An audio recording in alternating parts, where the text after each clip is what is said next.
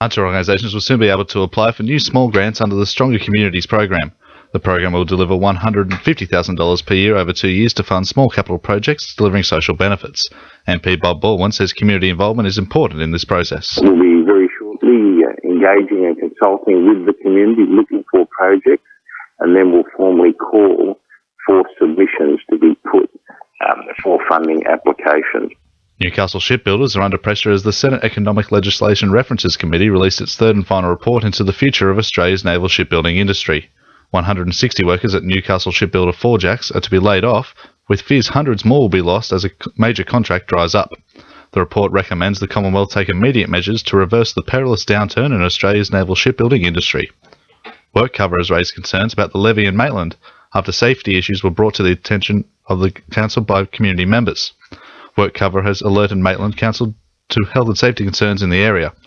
Maitland Mayor Peter Blackmore is not personally aware of any community concerns and says the WorkCover involvement is welcome. I'm not aware of concerns that people may have, although it's nothing unusual because WorkCover is a New South Wales agency and they do have a responsibility to inspect work sites, and particularly in this case where there is a contractor working in an area where the general public as well as the traders do mix. But I'm personally not aware of concerns that have been raised by people. With the winter chill setting in the Hunter, residents are being urged to be careful when it comes to electrical fire safety and heating in the home.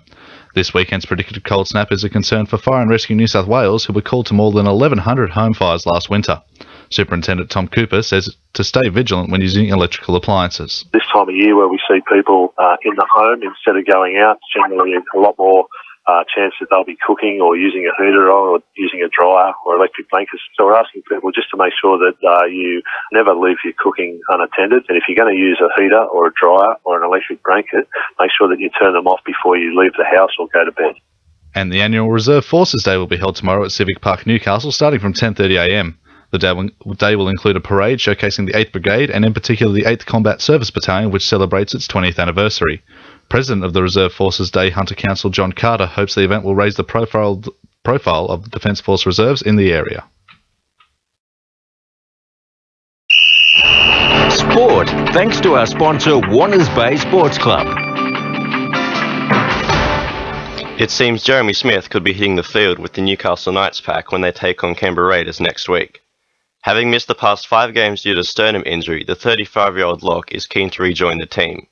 He says his recovery is on track. I was pretty close to playing against the Bronx and I'd done a bit of contact but just didn't feel quite right, so give it a couple more weeks and then ready for Canberra. New defender for the Newcastle Jets, Nigel Bogard, is looking forward to the challenge of coming up against Perth Glory in their round of 32 clash. He says while the Jets are underdogs leading into the game, he hopes it will be the start of a long FFA Cup campaign. And in boxing, Newcastle-trained Rocky Jerkic is bracing for the toughest match of his career when he takes on Unreal Tinampe for the IBO Intercontinental Super Welterweight title tomorrow night. Jerkic is undefeated in 10 fights with 8 wins by way of knockout, and will look to make it 11 at Singleton Civic Theatre with the title on the line.